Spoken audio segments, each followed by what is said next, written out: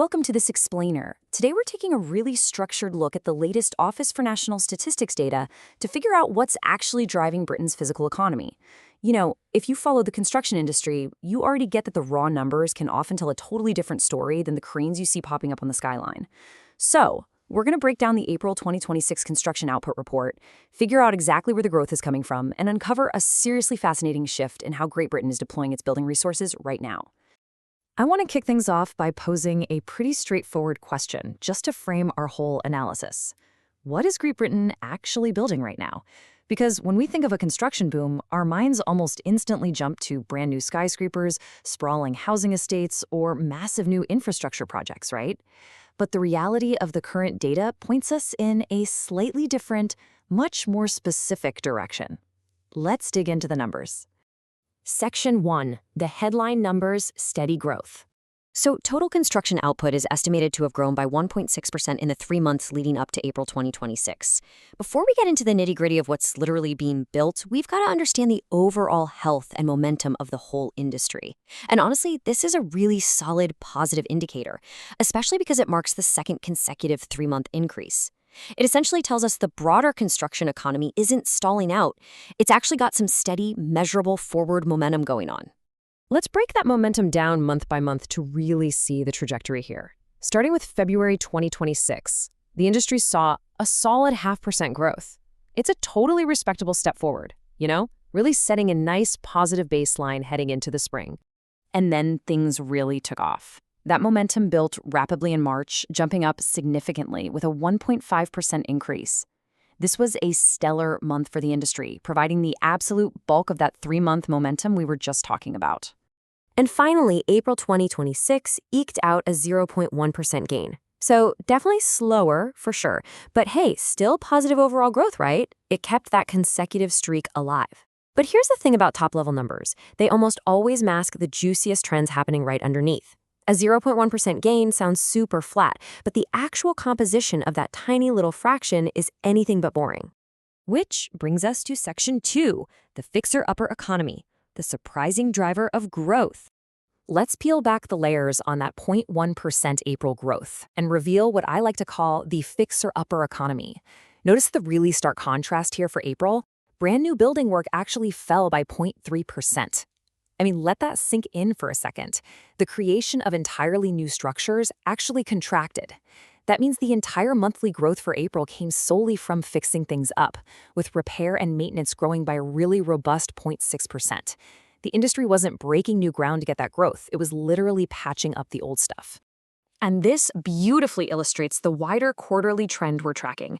Looking at the volume index tables, we see new work dropping from 90.3 at the tail end of 2025, right down to 87.2 in early 2026. But at the exact same time, repair and maintenance just steadily climbed from 110.6 to 114.4.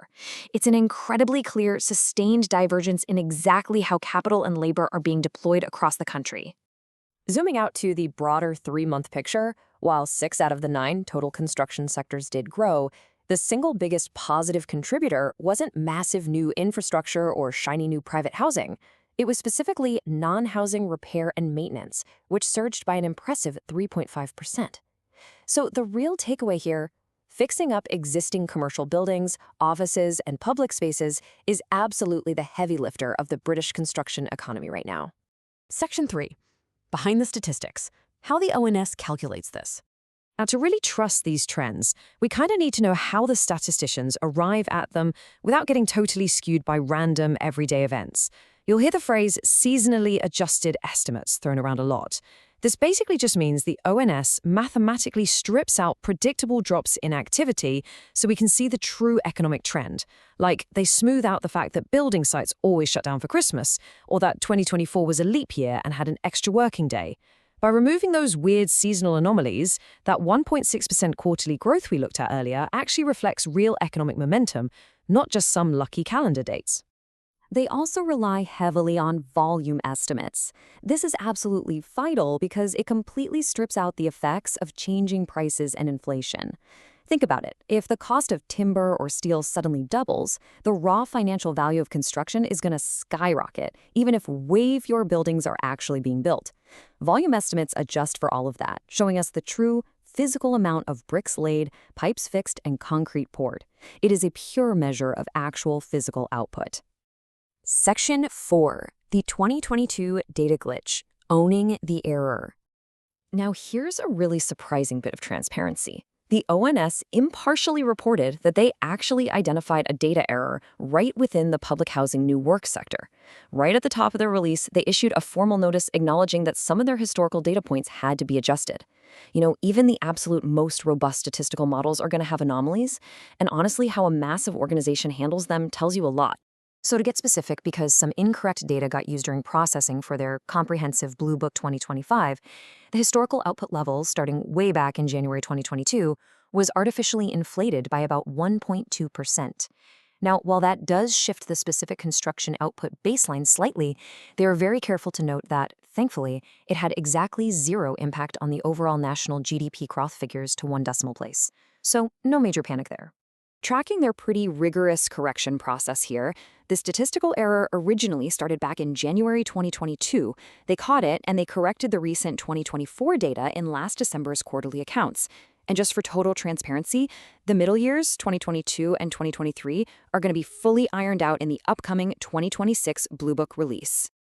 I actually love this quote because it really humanizes the statistics. The ONS states, "We apologize for this data error." They formally take ownership of it, and they confirm that new, strict quality assurance processes are already in place to stop a repeat. It's just a really great example of maintaining public trust through direct, transparent communication, which is something anyone working in a data-driven sector can definitely appreciate.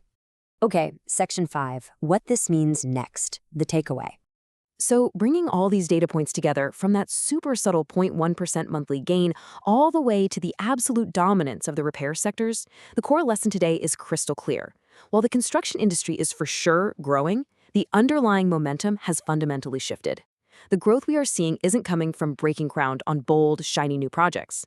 Instead, it's being driven almost entirely by repairing and maintaining the infrastructure and commercial buildings we already have sitting there. We are absolutely in a phase of preservation right now, rather than sheer expansion. Which leaves us with one final, absolutely crucial question to ponder as we wrap up. As Britain prioritizes repairing its past over building its future, how exactly is this going to shape the economy of tomorrow? Will a hyper-maintained infrastructure lead to massive efficiency down the road? Or will this glaring lack of new building projects eventually bottleneck economic expansion? It is a truly fascinating dynamic to watch. Thanks so much for joining me to unpack all these numbers, and I really hope this structured look helped you see the true foundation of today's construction economy.